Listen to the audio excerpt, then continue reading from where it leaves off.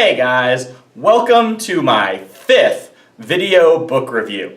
I, of course, am Jon Lee of thecontentmarketingking.com, and today I'm really excited because I'm going to talk to you about one of my favorite authors and one of my favorite series of books. I'm talking about the Incerto series by Nassim Taleb.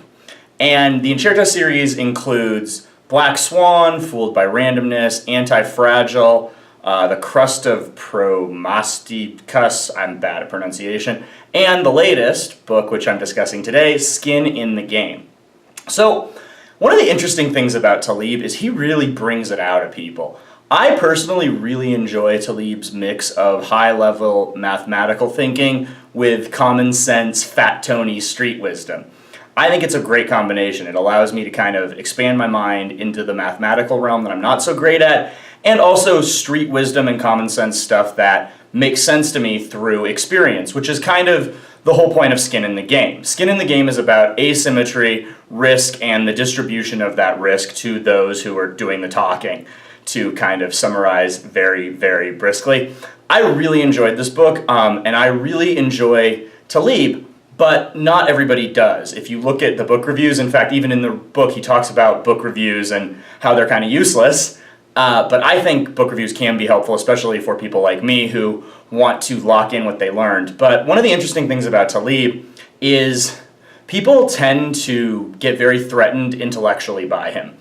I'm not sure if it's kind of low self-esteem or just a case of hit dog gonna holler, but people seem to think that he only believes that he is the only smart person. You'll see that in almost every bad review that he gets. They'll be like, Taleb thinks the only smart people are people named Taleb. But that's really not true if you read his book. He goes out of his way to credit quite a few mathematicians and different people, and he definitely doesn't seem to believe he's the only smart person, but I think people get very intellectually threatened, and like I said, and like they say in the South, hit dog gonna holler. So if Taleb makes you feel stupid, you're gonna find reasons in his book to say that his book made you feel stupid, whether or not they actually exist. So that's kind of an interesting litmus test, in my opinion, when I hear people talk about Taleb, and they start talking about how he's very arrogant, and talks about, how he's smarter than everyone else. I'm like, I don't really think that's the interpretation I get. He is very smart. Like, I think he's definitely smarter than me, but I like to learn from people smarter than me because I can't really learn from people who are dumber than me.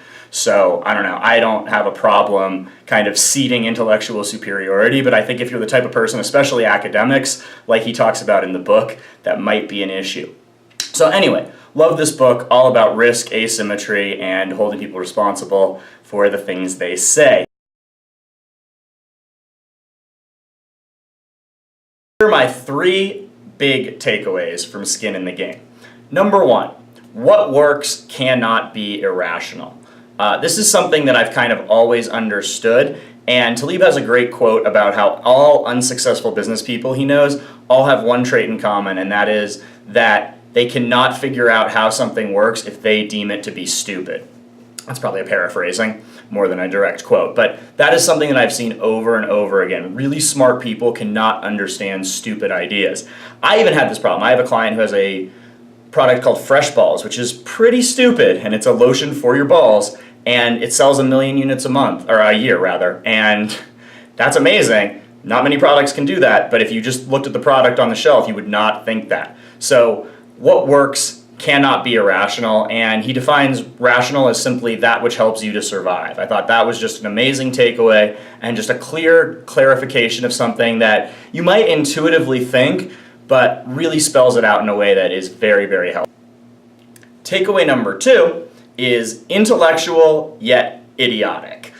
This is one of Taleb's favorite abbreviations in the book, and he rails against academics, and as someone who has spent time in both academia and entrepreneurial world, I can understand that, man. As I like to say, and quote Always Sunny in Philadelphia, stupid science bitches couldn't even make my friend more smarter.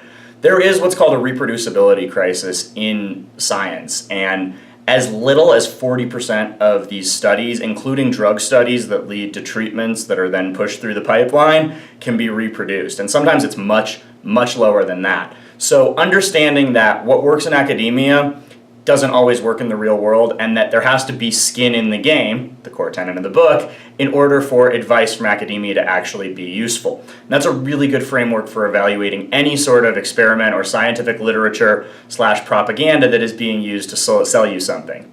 So that's takeaway number 2. And last but certainly not least, takeaway number 3, avoid the Bob Rubin trade. What is the Bob Rubin trade? The Bob Rubin trade is a trade where you have all the rewards on the front end while the risks are kind of hidden and there's no consequence for them. So basically, named after the former Secretary of the Treasury, the whole system blows up in 2008, everyone collects their fees and then cries black swan. And the Bob Rubin trade is any trade where they can collect rewards, but there's an asymmetry of risk. The risk is either too far in the future or too obfuscated, or just doesn't have the legal penalty or the stiff enough penalty to disincentivize people to make these trades and take advantage of people. And that goes into the concept of fat tails and probability and kind of the chance of ruin, and how you shouldn't really mess with systems if there is a chance of ruin and they're already working, which is another one of tenets in the Incerto back in Anti-Fragile, the idea of anti-fragility. So avoid Bob Rubin trades, look for fat tail risks, understand probabilities better, all that stuff's really helpful in business, and Taleb just does a great job of explaining that stuff in ways that anyone can really understand. So overall, I would give this book 5 out of 5 stars. I am a Taleb mark. I love the Incerto. I've reread Anti-Fragile and Fooled by Randomness both a couple of times. I try to live my life in an anti-fragile way. I just consume water, wine, and coffee, which are the anti-fragile drinks.